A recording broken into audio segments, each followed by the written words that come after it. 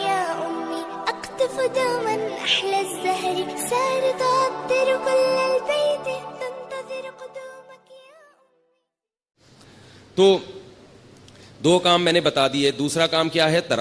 تلاوت. اور اسی کے لیے نبی صلی اللہ علیہ وسلم نے تراویح کو مشروع قرار دیا. پھر آپ صلی اللہ علیہ وسلم حضرت جبریل کے ساتھ رمضان میں قرآن کا دور کیا کرتے تھے, تو اس لیے رمضان میں رات کو تراویح بھی پڑھنی چاہیے اور دن میں بھی تلاوت کا اہتمام کرنا چاہیے. تیسرا کام جس کا حدیث میں ذکر ملتا ہے اور قرآن نے اشارہ بھی دیا ہے اس کی طرف, وہ کیا ہے؟ صدقات و خیرات کی کثرت. روزہ رکھنا آسان ہے, مال خرچ کرنا مشکل. آج کل لوگ منتیں جو مانتے ہیں نا کہ میرا یہ کام ہو گیا تو یہ کروں گا, یا خواتین جو منتیں مانتی ہیں, نماز روزے کی تو منتیں مانی جاتی ہیں, پیسے خرچ کرنے کی منتیں نہیں مانی جاتی. دکھتی رگ پہ ہاتھ رکھا کہ میں نہیں رکھا میں نے. پیسے خرچ کرنے کی منتیں نہیں مانی. پیسوں سے ہمیں بہت محبت ہے, اور اللہ نے جہاں نماز کا ذکر کیا وہاں مال خرچ کرنے کا ذکر ساتھ ساتھ کیا. اس سے پتہ چلتا ہے کہ اللہ کو کنجوس نمازی پسند نہیں ہے. تو ہم اس نوٹ سے دل نہ لگائیں, اس پراپرٹی سے دل نہ لگائیں, رکھیں مگر ساتھ ساتھ اللہ کی راہ میں خرچ بھی کیا کریں. آپ کو پتہ ہے کہ پہلے صوفیاء کرام کی جو خانقاہ ہوتی تھی, آج کل چند ایک کو چھوڑ کے اچھے لوگ بھی ہیں تصوف میں الحمدللہ, انہی کی برکت سے آج یہ دین قائم ہے. ہم بھی اسی تصوف کے سلسلے سے جڑے ہوئے ایک نالائق ہیں جو آج یہاں بیٹھ کے ٹوٹا پھوٹا دین کا کام کر رہے ہیں. تصوف پر رد ہرگز مقصد نہیں ہے, کسی کا مذاق اڑانا مقصد نہیں ہے, لیکن بہت سی خانقاہیں کھانے پینے کا ایک ہوٹل بنی ہوئی ہیں, لنگر فری کے چل رہے ہیں, اور مریدین آگے پڑے ہوئے کھا رہے ہیں, کھا کے گردنیں موٹی ہو رہی ہیں. جب ان سے پوچھا جائے کہ تم یہاں کیوں پڑے ہوئے ہو تو کہتے ہیں ہم اصلاح کرنے کے لیے آئے ہوئے ہیں. ہم کیوں آئے ہوئے ہیں؟ اصلاح کرنے. چلو پھر بسم اللہ کرو, کھانا کھاؤ. پھر وہ سیٹ کوئی وہ لے آیا, دیگ لے آیا بریانی کی. تو بھائی کوشش کیا کرو جتنا ممکن ہو کھانا اپنے پیسوں سے کھایا کرو, اس سے اصلاح زیادہ ہوتی ہے. دوسروں کے پیسوں سے کھانا کھانے سے اصلاح بولو نا کم ہوتی. اور اگر خانقاہ میں ہو تو کوشش کرو کھاؤ ہی نہیں, روزے رکھو, کیونکہ روزے رکھنے سے جو اصلاح ہوتی ہے وہ کھانے سے نہیں ہوتی. تو بہرحال تو پہلے لیکن اچھی خانقاہیں بھی ہیں الحمدللہ. تو میں یہ نہیں کہہ رہا کہ لنگر کوئی کھلا رہا ہے تو وہ غلط کر رہا ہے, اور جو کھا رہا ہے غلط کر رہا ہے, بدگمانی جائز نہیں ہے, لیکن تھوڑا سا اپنے اوپر بھی انحصار کرنا چاہیے نا. ایک خانقاہ ایسی ہے ملیشیا میں, میرا بھائی وہاں گئے, انہوں نے بتایا کہ جس کو بھی ملیشیا میں کھانا مہنگا پڑ رہا ہے نا ہوٹل سے خرید کے کھانا, وہ شیخ سے اصلاحی تعلق قائم کر کے خانقاہ میں ایڈمیشن لے لیتا ہے. آنکھوں دیکھا واقعہ بتایا انہوں نے. شیخ سے اصلاحی تعلق قائم کریں گے اور خانقاہ میں ایڈمیشن لے لیں گے, اور پھر وہاں پہ لنگر آ رہے ہیں اور وہ اصلاح کی نیت سے کھا رہے ہیں. تو اگر کبھی جانا ہو تو ملیشیا میں مجھ سے پوچھ کے جائیں آپ لوگ, ٹھیک ہے نا. میں ان اپنے بھائی صاحب سے پوچھوں گا بھائی وہ کدھر ہے یار وہ خانقاہ, میں نہیں جاؤں گا وہاں, بات کر رہا ہوں. تو ایسے لوگ بھی ہیں. تو جب وہاں ملیشیا میں ہو سکتا ہے, حالانکہ وہ بھی ہمارے ہی ایک سلسلے کی خانقاہ ہے, تو یہاں نہیں ہو سکتا کیا؟ یہاں بھی ہے. تو اس لیے پہلے کیا تھی, خانقاہ تھی, تو اس میں جو ہمارے صوفیاء کرام ہیں وہ کیا کرتے تھے, اپنے مرید کے دل سے دولت کی محبت نکالنے کے لیے کیا کرتے تھے, کڑک کڑک نوٹ اور سکے جلوایا کرتے تھے. اس کو ہمارے حضرت جو ہے نا, ہمارے شیخ مفتی رشید احمد صاحب ایسے بتاتے تھے کہ اگر دل میں نوٹوں کی محبت ہے نا, جیسے آج تو نوٹ ہیں سکے نہیں ہیں, پہلے تو دینار ہوتے تھے, درہم ہوتے تھے, تو فرماتے تھے کہ ہم پھر یہ کریں گے کہ جس کے دل میں پیسے کی محبت ہے نا, کہ ہر وقت اپنے بٹوے میں پیسے گنتا رہتا ہے اور دیکھتے رہتے اتنے پیسے ہو گئے, اتنے ہو گئے, اتنے پیسہ, اتنا پیسہ, تو فرماتے تھے اس دل سے دنیا کی محبت نکالنے کے لیے ایک کام کیا کرو, 5,000 کا کڑک نوٹ پکڑو اور ایک طرف ماچس کی تیلی سے آگ لگاؤ اور آہستہ آہستہ اس کو جلاؤ. کرنا نہیں ہے یہ کام کہیں آپ شروع کر دیں, شروع نہ کر دیں آپ, یہ تو کسی شیخ سے باقاعدہ اجازت لے کے, وہ آپ کے حالات دیکھ کے آپ کی نفس پکڑ کے چیک کرے گا کہ آپ کی بیماری یہاں تک پہنچ گئی ہے کہ آپ صدقہ بھی نہ کرو, آپ تو جلاؤ, آگ لگاؤ ان نوٹوں کو, لیکن آپ نہ کرنا. یہ ڈاکٹروں کی باتیں وہ ذرا اوپر کی باتیں. میں ایک بتا رہا ہوں کہ ایسا بھی کیا ہے, دل سے پیسوں کی محبت نکالنے کے لیے.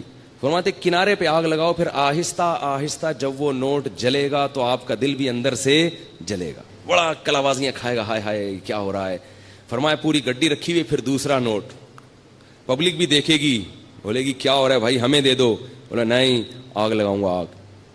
جب فزیکلی کوئی کام کیا جاتا ہے نا فزیکلی, تو اس کے اثرات بھی آپ کی باڈی پہ پڑتے ہیں, آپ فزیکلی فٹ ہونا شروع ہو جاتے ہیں. صرف بیانات سنیں گے تو صرف ذہن متاثر ہوگا, آپ کی باڈی متاثر نہیں ہوگی.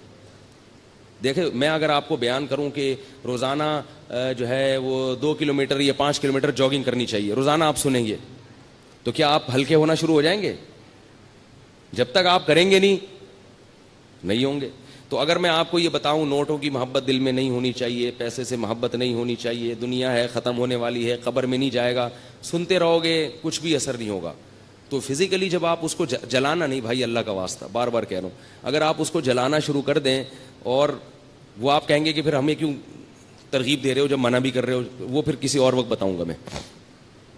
تو ایسے جب آپ اس کو آگ لگائیں گے, ہلکی ہلکی آگ لگے گی, اور یہ آگ نوٹ پہ کم اور آپ کے دل پہ زیادہ لگ رہی ہوگی, اندر اندر سے آپ جلنا شروع ہوگے. زیادہ محبت ہوگی تو آپ کے سر کے بال خود بخود غائب ہونا شروع ہو جائیں گے, ایسا لگے گا وہ بھی جل رہے ہیں اور بغلیں بھی جل رہی ہیں, ٹھیک ہے نا, سب جلا کے آپ بالکل صاف ستھرے ہو جاؤ. تھوڑے دنوں میں آپ کے دل سے یہ دنیا کی محبت ختم, اور آپ دیکھو گے یار جلا دیا پھر بھی اللہ کھانے کو دے رہا ہے, تو میری بنیادی ضرورتیں پوری ہو رہی. تو یہ مشق کروائی جاتی تھی, لیکن آج کل منع کیا جاتا ہے, آج کل منع کیا جاتا ہے.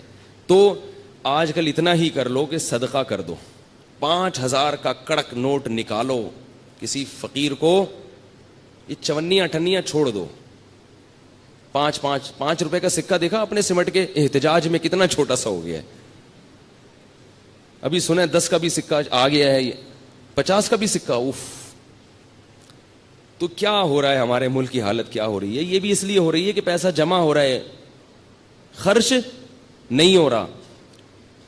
تو جو ہے نا یہ سکے وکے کے بجائے اب کیا ایک کڑک سا نوٹ نکالا, اپنے بھائی کو دے دیا, بہن کو دے دیا, اور کیا ہے رشتہ داروں میں کوئی غریب ہے اس کو دے دیا.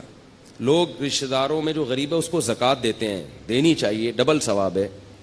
لیکن یاد رکھو کہ رشتہ داروں کا تو ویسے ہی حق ہے, اللہ کے بندو, ان کو تو ویسے ہی خرچ کرنا چاہیے, ان کو زکوٰۃ پہ کیوں ٹہلا رہے ہو؟ اگر کوئی رشتہ دار غریب ہے تو وہ تو آپ کی ویسے ہی ذمہ داری ہے نا, اس کا خیال کرو. ٹھیک ہے زکوٰۃ بھی ہو جاتی ہے, لیکن میں یہ عرض کرتا ہوں کہ زکوٰۃ کے لیے تو بہت زیادہ سے زیادہ مستحق کو تلاش کرو, اس رشتہ دار کو ہدیہ دے دیا کرو, ویسے ہی اتنی ہی رقم قسمت میں دے دو ہدیے میں, کیونکہ رشتہ دار بہت سے لوگوں کے اتنے غریب ہوتے نہیں ہیں, لیکن وہ پھر بھی کچھ ہیلے بہانے کر کے کھینچا تانی کر کے کیا کر دیتے ہیں, زکوٰۃ پکڑا دیتے ہیں ان کو. تو مفتی سے فتویٰ لیتے ہیں, زکوٰۃ ادا تو ہو جاتی ہے لیکن اس سے بھی بڑے بڑے غریب دنیا میں پڑے ہوئے ہوتے ہیں, تو رشتہ داروں کو ویسے ہی دے دو بھائی.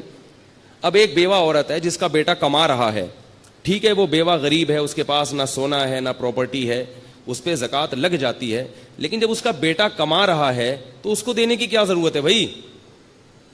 ان کو دے دو نا جن کے بیٹے بھی نہیں کما رہے, اس کی ضرورت تو پوری ہو رہی ہے نا بیٹے کے ذریعے. فقہی لحاظ سے بعض چیزیں درست ہوتی ہیں مگر مصلحت کے لحاظ سے خراب ہوتی ہیں اور شریعت کے مزاج کے موافق نہیں ہوتی. تو بعض دفعہ مفتی فتویٰ دے دیتے ہیں کہ زکوٰۃ اس پہ لگ جائے گی, لیکن آپ کا ضمیر اس کی اجازت نہیں دے رہا ہوتا, تو ضمیر کی بھی مان لینی چاہیے. ایک بیوہ عورت ہے جس کا بیٹا کما رہا ہے لیکن وہ بیوہ غریب ہے, تو بیوہ پہ زکوٰۃ لگ جائے گی کیونکہ شریعت اس کی غربت کو دیکھتی ہے, اس کے بیٹے کو نہیں دیکھتی. لیکن اصولی طور پر کیا ہے کہ زکوٰۃ کا مقصد غربت ختم کرنا ہے, لوگوں کی حاجت پوری کرنا ہے, تو ایسے کو دو نا جو اس سے زیادہ محتاج ہے, اور اس کو ویسے ہی دے دو. اگر یہ بیوہ آپ کے رشتہ داروں میں سے ہے تو آپ اس کو ویسے ہی ہدیے کے نام پہ دے دیں, ہدیہ تو کسی کو بھی دیا جا سکتا ہے. تو اس لیے بھائی رمضان میں تیسرا کام کیا کرنا ہے, کڑک کڑک نوٹ, بولو اللہ کی راہ میں, بولو نا, جملہ مکمل کریں, آدھا کام اسی سے ہو جائے گا, بولنے سے ہو جاتا ہے. کڑک کڑک نوٹ اللہ کی راہ میں خرچ کرنے ہیں, اور شیطان کہے گا کیا کر رہے ہو, اتنی محنت سے کمائے ہیں, اتنی محنت سے کمائے ہیں, کیسے دے